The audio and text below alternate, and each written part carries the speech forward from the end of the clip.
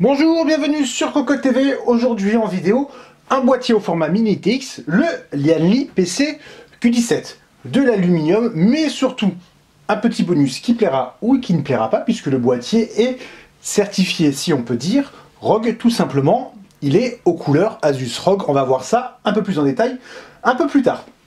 Le boîtier, donc le voici, en aluminium avec un plexi sur le côté. Nous avons laissé la protection histoire de ne pas faire trop de traces de doigts et de laisser la petite surprise à l'intérieur.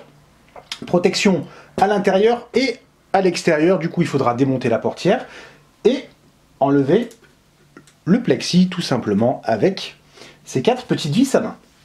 Le boîtier, si on le met de côté, on peut voir qu'il est fait afin de pencher un peu. Ça donne un petit côté racé, on va dire, au produit. C'est pas mal du tout. Avec du rouge. À l'avant, en bas, nous avons la connectique. Alors, c'est pas facile à voir avec la lumière, mais en fait, à ce niveau, on retrouve le motif Asus ROG des G8 et des G20, par exemple, avec des lignes. Sur le dessus, nous avons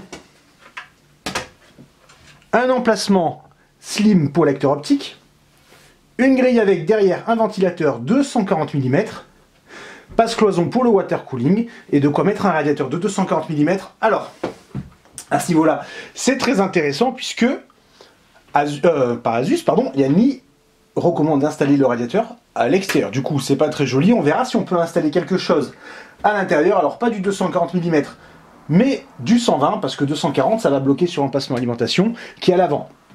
Sur le côté, nous avons le logo ROG certifié. Et à l'arrière, la connectique avec de quoi installer aussi 2 ventilateurs de 80 mm, 2 équerres PCI et un peu de place en dessous. La raison est toute simple. Comme d'habitude avec Lianli, il y a de nombreux emplacements pour du 2,5 pouces ou même des ventilateurs de 120 mm. Alors nous allons ouvrir le boîtier. C'est particulièrement simple. On est sur du déclipsable comme d'habitude avec un gros logo Asus ROG derrière. Et petit bonus, en bundle, nous avons 2 bandes de diodes en rouge par contre. Afin d'éclairer, il suffit de les coller à l'intérieur, puisque le blanc qu'on voit ici, c'est en fait tout simplement une petite feuille en plastique. Du coup, peut-être, alors c'est pas forcément les couleurs, mais peut-être qu'on aurait préféré avoir une lumière blanche avec un plastique rouge et un plastique blanc afin de mettre du blanc ou du rouge ou autre chose, pourquoi pas. Cela dit, l'idée est intéressante, il y a de quoi personnaliser un peu.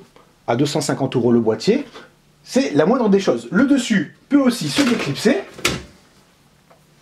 pour laisser un accès au ventilateur de 140 mm, mais aussi à l'alimentation. Là, nous avons enlevé le système de fixation. C'est tout simple. On met 2 blocs sur l'alimentation et ensuite, il suffit de faire glisser. Alors, alimentation modulaire de préférence, 140 mm de profondeur de préférence, et surtout, on choisit bien les câbles avant, puisque la hauteur avec le dessous, c'est plein. Ce sera plutôt galère à fixer après. On peut aussi enlever le panneau à l'arrière pour découvrir donc la cage pour l'alimentation. Comme on le disait, si on remet le bloc, hop, dessous ça manque de place, donc il faudra clipser les câbles avant, histoire de ne pas s'embêter, parce que ce ne sera pas facile du tout. Le ventilateur de ce côté, peu importe, puisqu'on peut aussi enlever, hop, la façade avec l'emplacement pour le lecteur slim qui, hop là, s'enlève. On pourra mettre un disque dur si besoin. Du coup, on a vraiment le choix pour le ventilateur. À noter néanmoins, on va tourner, que de ce côté, c'est plein. Du coup, le ventilateur aura un peu moins d'espace pour respirer, surtout si on décide d'installer des disques durs au format 2,5 pouces de ce côté. Donc, comme on peut le voir, il y a quand même pas mal de possibilités pour le stockage. À l'avant, si on ne met pas de lecteur. À l'intérieur, en bas. Pour le refroidissement, il y a de la place. On n'est pas énormément limité en hauteur. On n'a pas le chiffre exact en tête. On fera une petite vérification pour le test, bien entendu. On peut déjà dire qu'un Noctua NH D9L passe parfaitement. On est sur du 126 mm de hauteur, sauf erreur d'autre part, à peu près. Un ventilateur de 140 mm, c'est pas mal. On pourra en mettre deux en bas. Alors bien entendu, à voir par rapport à la hauteur de la carte graphique. En revanche, pour ce qui est de la profondeur, il y a de la place. Là encore, à voir en fonction des câbles, selon l'endroit où on les fait passer, puisque alors c'est difficile à voir, mais il y a quand même quelques petits passages pour les câbles dessous. Le câble management d'ailleurs semble plutôt propre, avec de quoi faire passer sur le côté. Dessous ici, il y a de l'espace à l'arrière, on devrait pouvoir faire quelque chose de relativement propre.